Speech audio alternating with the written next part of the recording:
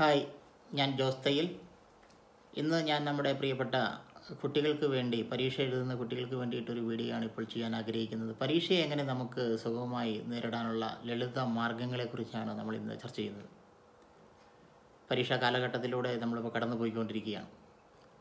പരീക്ഷയ്ക്ക് ഒരുങ്ങുന്ന കുട്ടികൾ ശ്രദ്ധിക്കേണ്ട ചില കാര്യങ്ങൾ. ഒന്ന്, നല്ല വ്യക്തമായ ഒരു പ്ലാനിങ് പരീക്ഷയെക്കുറിച്ചുണ്ടാകണം.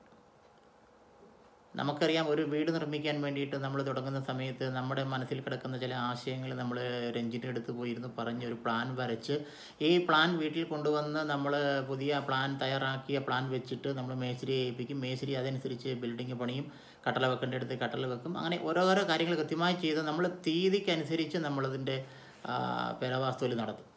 ഈ പറഞ്ഞ രീതിയിൽ തന്നെയാണ് പരീക്ഷയ്ക്കും നമുക്ക് വ്യക്തമായൊരു പ്ലാനിങ് വേണം. ഇപ്പം നമ്മുടെ പഠിച്ച കോഴ്സിനെ കുറിച്ചുള്ള നമ്മുടെ അവബോധവും പരീക്ഷയ്ക്ക് ഇനി എത്ര ദിവസമുണ്ടെന്നും ആ ദിവസങ്ങളിൽ ഇനി എന്തൊക്കെ പഠിക്കാനുണ്ടെന്നും എന്നുള്ളതിനെക്കുറിച്ച് കൃത്യമായ ഒരു ചിന്ത നമ്മുടെ മനസ്സിൽ വരണം. അത് ദിവസങ്ങൾ പ്ലാൻ ചെയ്ത് തന്നെ പഠിച്ചു കഴിഞ്ഞാൽ നല്ല പ്ലാനിങ് ഉള്ള കുട്ടികൾക്ക് കൃത്യമായി പരീക്ഷയിൽ റിസൾട്ട് വാങ്ങിച്ചെടുക്കാൻ സാധിക്കും. ഇനി എന്തൊക്കെയാണ് പഠിക്കാനുള്ളത്, അതിന് എത്ര ദിവസം വേണം, ഇനിയുള്ള ദിവസങ്ങളിൽ നമുക്ക് എങ്ങനെയൊക്കെ മുന്നോട്ട് കൈകാര്യം ചെയ്ത് കൊണ്ടുപോകാൻ സാധിക്കും. കൃത്യമായി പ്ലാൻ ചെയ്യുന്ന കുട്ടി എല്ലാ കാര്യങ്ങളിലും വിജയം കൈവരിക്കും എന്നുള്ള കാര്യത്തിൽ സംശയമില്ല. അതുകൊണ്ട് പ്ലാനിങ് വളരെ പ്രധാനപ്പെട്ടതാണ്, അത് ചെയ്യണം. പ്ലാനിങ്ങിൻ്റെ ഭാഗമായിട്ട് രണ്ടാമത് നടക്കേണ്ടത് പ്രിപ്പറേഷനാണ്. അതിന് വേണ്ടിയിട്ടുള്ള തയ്യാറെടുപ്പ് നടക്കണം. നമുക്കറിയാം, ഏത് കാര്യവും കൃത്യമായി ചെയ്യണമെങ്കിൽ അതിന് നന്നായിട്ട് ഒരുങ്ങണം. നമ്മൾ ശരിക്കും പഠിക്കാൻ വേണ്ടിയിട്ട് ഏറ്റവും അനുയോജ്യമായ ടൈം എന്ന് പറയുന്നത് രാവിലത്തെ 3 മണി മുതൽ 6 മണി വരെയുള്ള സമയമാണ്. ഈ 3 മുതൽ 6 മണി വരെയുള്ള സമയമാണ് ശരിക്കും പറഞ്ഞാൽ പഠിക്കാൻ പറ്റിയ ഏറ്റവും നല്ല സമയം.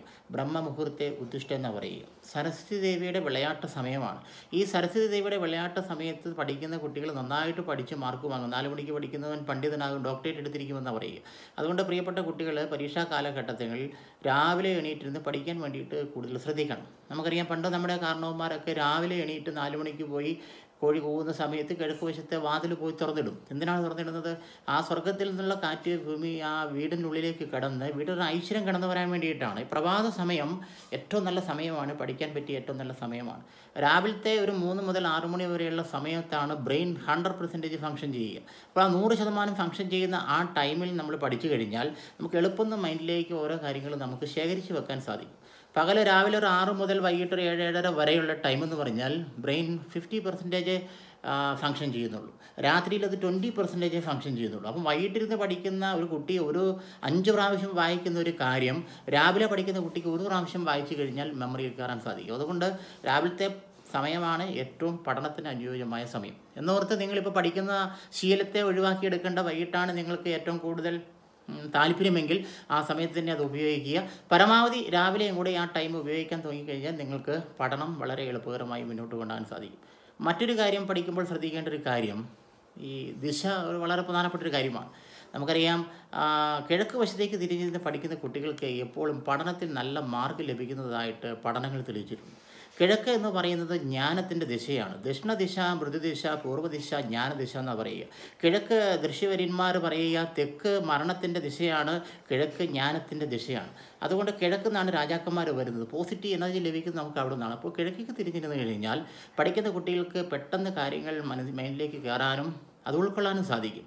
ഒരു കാരണവശാലും തെക്ക് വശത്തേക്ക് തിരിഞ്ഞിരുന്ന് പഠിക്കാതിരിക്കാൻ വേണ്ടി ശ്രദ്ധിക്കുക. മറ്റേത് ദിശയായാലും കുഴപ്പമില്ല, കിഴക്കാണ് ഏറ്റവും അനുയോജ്യമായ സ്ഥലം എന്നുള്ള കാര്യം ഓർക്കുക. മറ്റൊരു കാര്യം, പഠിക്കാനിരിക്കുമ്പോൾ നമ്മൾ ശ്രദ്ധിക്കേണ്ട ഒന്നാമത്തെ കാര്യം, നമുക്കിന്നെല്ലാവർക്കും പഠിക്കാൻ വേണ്ടിയിട്ട് കുട്ടികൾക്ക് ഒരു പഠനമുറി രക്ഷകർത്താക്കൾ തയ്യാറാക്കി തന്നിട്ടുണ്ട്. നിങ്ങളുടെ പഠനമുറി വൃത്തിയായി സൂക്ഷിക്കുകയും ശുചിത്വമുള്ള മുറിയാക്കി മാറ്റുകയും പഠിക്കാൻ പറ്റിയൊരു അന്തരീക്ഷം ആ മുറിക്കുള്ളിൽ നിങ്ങൾ സൃഷ്ടിച്ചെടുക്കണം. ഞങ്ങൾ പഠന ടേബിളിൽ മുകളിൽ ആവശ്യമില്ലാത്ത സാധനങ്ങളൊന്നും വലിച്ചുകൊണ്ടെന്ന് വെക്കരുത്. ചില കുട്ടികളുടെ പഠന ടേബിളിൽ ചെന്ന് കഴിഞ്ഞാൽ ഉള്ള ദൈവങ്ങളുടെ ഫോട്ടോ എല്ലാം കൊണ്ടുവന്ന് വെച്ചിട്ടുണ്ടാകും. പ്രാർത്ഥിക്കണം, അത് നിർബന്ധമാണ്. നിങ്ങളുടെ എന്താ പറയുക, സ്പിരിച്വൽ ഗ്രോത്തിന് അത് വളരെയധികം പ്രാധാന്യം അറിയിക്കുന്ന കാര്യമാണ്. പ്രാർത്ഥിക്കണം. അത് പൂജാമുറിയിലും പ്രാർത്ഥനാ മുറിയിലും പോയിരുന്ന് പ്രാർത്ഥിക്കണം. മറിച്ച് പഠിക്കുന്ന ടേബിളിൽ കൊണ്ടുവന്നുള്ള ദൈവങ്ങളെല്ലാം വെച്ച് പൂജിച്ചുകൊണ്ടിരുന്നാൽ നിങ്ങൾക്ക് പഠനം നടക്കുകയില്ല. അതുകൊണ്ട് പ്രിയപ്പെട്ട കുട്ടികൾ എപ്പോഴും പഠിക്കുന്ന ടേബിളിൽ ഏത് വിഷയമാണോ പഠിക്കുന്നത് ആ വിഷയത്തിൻ്റെ ടെക്സ്റ്റ് ബുക്കും ആ വിഷയത്തിൻ്റെ നോട്ട്ബുക്കും മാത്രമേ ആ ടേബിളിൽ വെക്കാവൂ. അപ്പോൾ അതിരുന്ന് പഠിക്കുന്ന സമയത്ത് നിങ്ങളുടെ ചിന്ത മറ്റൊരിടത്തേക്ക് മാറിപ്പോകത്തില്ല. ചില കുട്ടികൾക്കുണ്ട്, ഇപ്പോൾ ഒരു വിഷയം എടുത്ത് ഇംഗ്ലീഷ് എടുത്ത് വെച്ച് പഠിക്കുന്ന സമയത്ത് 2 പേജ് വായിച്ച് കഴിയുമ്പോൾ അയ്യോ ഇത് വലിയ ബുദ്ധിമുട്ടായി പോയല്ലോ, എന്നാൽ പിന്നെ സയൻസ് എടുക്കാമെന്ന് പറഞ്ഞ് ഉടനെ സയൻസിലേക്ക് പോകും. മേശപ്പുറത്തിരിക്കുന്ന മറ്റ് പുസ്തകങ്ങളിലേക്ക് നമ്മുടെ കൈ ഓടി പോയിക്കൊണ്ടിരിക്കും. അതുകൊണ്ട് പ്രിയപ്പെട്ട കുട്ടികൾ, നിങ്ങളുടെ എല്ലാ പുസ്തകങ്ങളും നിങ്ങളുടെ സെൽഫിൽ തന്നെ വെക്കുക. നമ്മളിപ്പോൾ ഈ അരമണിക്കൂർ പഠിക്കാൻ വേണ്ടി ഉപയോഗിക്കുന്നത് സയൻസ് ആണെങ്കിൽ ആ സയൻസിൻ്റെ ബുക്ക് മാത്രം ആ ടേബിളിൽ എടുത്ത് വെക്കുക, അതിനെക്കുറിച്ച് മാത്രം പഠിക്കുക. അപ്പോൾ നമുക്ക് ചിന്ത മാറിപ്പോകാതെ ആ ഒരു വിഷയത്തിൽ പഠിക്കാൻ സാധിക്കും. പഠിക്കുന്നത് എങ്ങനെയാണെന്ന് ചോദിച്ചാൽ ഈ കോഴി വെള്ളം കുടിക്കുന്നതല്ലെന്നാണ് പറയുക. കോഴി എങ്ങനെ വെള്ളം കുടിക്കുക? കോഴി വെള്ളത്തിലേക്ക് തലയിട്ടതിന് ശേഷം ഇങ്ങനെ മുകളിലോട്ട് തല പൊക്കുകയാണ്. ഇതേ രീതിയിലാണ് പഠിക്കുക. നമ്മൾ പുസ്തകത്തിലേക്ക് നോക്കി വായിക്കും.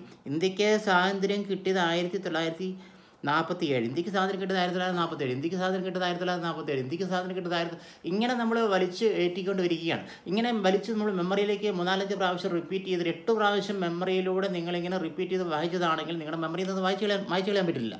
ഇങ്ങനെ തലപൊക്കി വരുന്ന സമയത്തായിരിക്കും ചിലപ്പോൾ നിങ്ങളുടെ ഭിത്തിയെക്കൂടെയൊക്കെ നിങ്ങൾ പലതും ഒട്ടിച്ച് വെച്ചിട്ടുണ്ടാവും. ഒന്നെങ്കിൽ മോഹൻലാലിൻ്റെ ചിത്രം, അല്ല മമ്മൂട്ടിയുടെ ചിത്രം, അല്ല സിനിമാ നടിമാരുടെ ചിത്രം, ഇങ്ങനെ പലരുടെയും ചിത്രങ്ങൾ ഉയർത്തി വെച്ചിരിക്കുകയാണ്. ഞാനിങ്ങനെ തലപൊക്കി വരുന്ന സമയത്ത് കാണുന്ന മോഹൻലാലിലെ അപ്പോൾ പെട്ടെന്ന് മനസ്സിലേക്ക് ചിന്ത മാറിപ്പോകും നമുക്ക്. പപ്പ പറഞ്ഞതായിരുന്നു കഴിഞ്ഞ ദിവസം നമുക്ക് മോഹൻലാലിൻ്റെ പുതിയ സിനിമ കാണിക്കാൻ കൊണ്ടാകാമെന്ന്.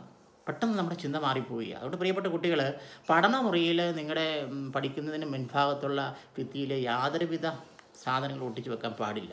എപ്പോഴും നിങ്ങളുടെ മൈൻഡിൽ ഫ്രീ ആയിട്ട് കിട്ടണമെങ്കിൽ നിങ്ങൾ നോക്കുന്ന സ്ഥലത്ത് മറ്റൊന്നും കാണാൻ പാടില്ല. അപ്പോൾ നിങ്ങൾക്ക് പെട്ടെന്ന് പഠിക്കുന്ന കാര്യങ്ങൾ മനസ്സിലേക്ക് ശേഖരിച്ചെടുക്കാൻ നിങ്ങൾക്ക് സാധിക്കും. അതെപ്പോഴും നമ്മൾ ശ്രദ്ധിക്കേണ്ട ഒരു വിഷയം കൂടെയാണെന്നുള്ള കാര്യം ഓർക്കുക. പിന്നെ മറ്റൊന്ന്, പഠിക്കാനിരിക്കുന്ന മുറിയിലെ നിങ്ങളുടെ വൈദ്യുതി, അതായത് നിങ്ങളുടെ പ്രകാശം, അത് വളരെ പ്രധാനപ്പെട്ടൊരു കാര്യമാണ്. പല കുട്ടികൾക്കും പഠിക്കാനിരിക്കുമ്പോൾ ക്ഷീണം പിടിച്ച് ഉറക്കം വരുന്നു, മമ്മി പോയി കിടന്നോട്ടെ, ഈ ചോദ്യങ്ങൾ എപ്പോഴും കുട്ടികളുടെ മൈൻഡിൽ നിന്ന് വരാറുണ്ട്. നമുക്കതിന് കാരണം, ഒന്ന്, സാധാരണ ബൾബുകൾ നിങ്ങൾ ഉപയോഗിക്കരുത്. ബൾബിൻ്റെ പ്രകാശം ഒരു ചുമന്ന മഞ്ഞ പ്രകാശമാണ്. ഇത് നിങ്ങളുടെ കണ്ണിന് ആനന്ദം തരത്തില്ല. കണ്ണിന് എപ്പോഴും ആനന്ദം തരുന്ന പ്രകാശം എന്ന് പറയുന്നത് വൈറ്റാണ്. വെള്ള പ്രകാശം കണ്ണിന് ആനന്ദം തരും, കണ്ണിനെ മടുപ്പിക്കില്ല, ഒരിക്കലും നിങ്ങൾക്ക് ഉറക്കം വരത്തില്ല.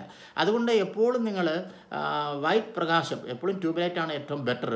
അല്ലെങ്കിൽ വെള്ള പ്രകാശം തരുന്ന ഇപ്പോഴത്തെ LED ബൾബുകൾ മേടിച്ച് ഉപയോഗിക്കാൻ വേണ്ടി ശ്രദ്ധിക്കുക.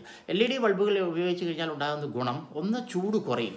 LED ബൾബിൻ്റെ പ്രത്യേകത 20% ചൂടും 80% പ്രകാശവുമാണ് തരിക. എന്നാൽ സാധാരണ ബൾബ് എന്ന് പറഞ്ഞാൽ 80% ചൂടും 20% പ്രകാശമാണ് ലഭിക്കുക. ചൂട് മുറിക്കകത്ത് നിന്ന് കഴിഞ്ഞാൽ പെട്ടെന്ന് നിങ്ങൾക്ക് ക്ഷീണം പിടിക്കും, ഉറങ്ങണം എന്ന് തോന്നിപ്പോകും. അതുകൊണ്ട് പ്രിയപ്പെട്ട കുട്ടികൾ എപ്പോഴും ശ്രദ്ധിക്കുക, നല്ല വെള്ള പ്രകാശം ഉള്ള ബൾബുകൾ, LED ബൾബുകൾ, LED ട്യൂബുകൾ പഠനമുറിയിൽ ഉപയോഗിക്കാൻ വേണ്ടി ശ്രദ്ധിക്കുക.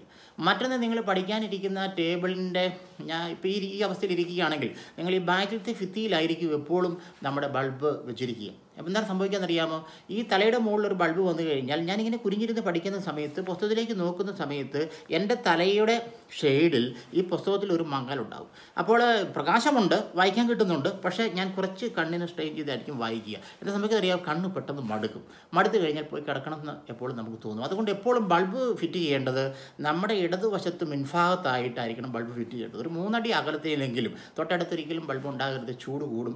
ടേബിൾ ലാമ്പ് ഉപയോഗിച്ച് പഠിക്കുന്നതും നല്ലതല്ല. ചൂടടിക്കുമ്പോൾ കണ്ണിന് മടുപ്പ് വരും, ശരീരം ക്ഷീണിക്കും, ഉറങ്ങണം എന്നുള്ള തോന്നൽ വരും. അപ്പോൾ എപ്പോഴും മുൻഭാഗത്തൊരു 3 അടി അകലത്തിലെങ്കിലും ഒരു LED ട്യൂബോ LED ബൾബോ ഉപയോഗിക്കുന്നതാണ് ഏറ്റവും അനുയോജ്യകരം. നമുക്ക് മടുപ്പുണ്ടാകത്തില്ല. ചില കുട്ടികൾക്ക് പഠിക്കാനിരിക്കുമ്പോൾ പെട്ടെന്ന് ക്ഷീണം വന്നിട്ട് ഉറങ്ങണം എന്ന് വരും. അതിനൊരു പ്രധാന കാരണം നമ്മുടെ കാല് തറയിൽ തൊടുന്നതുകൊണ്ടാണ്. ഒരു അയൺ നമുക്കെപ്പോഴും വലിക്കും.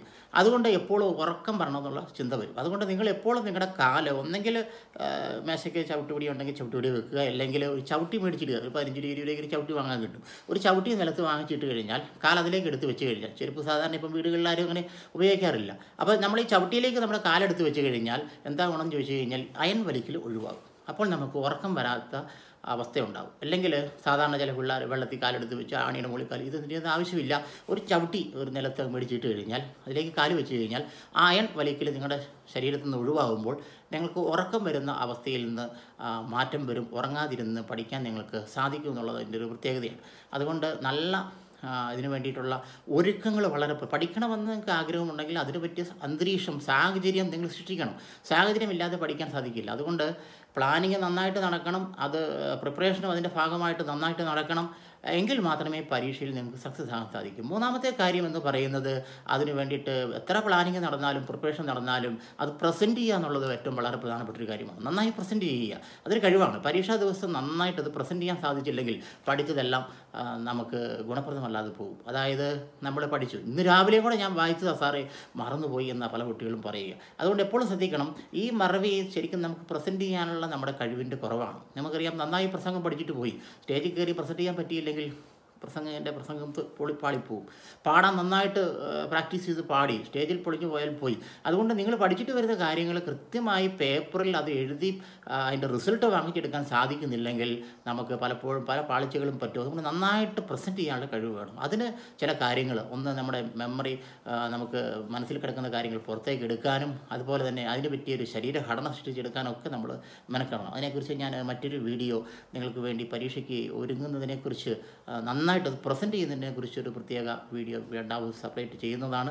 അതുകൊണ്ട് നന്നായി പ്രിയപ്പെട്ട കുട്ടികൾ ഒരുങ്ങുക, നല്ല പ്ലാനിങ് നടത്തുക, നല്ല പ്രിപ്പറേഷൻ തയ്യാറാക്കുക.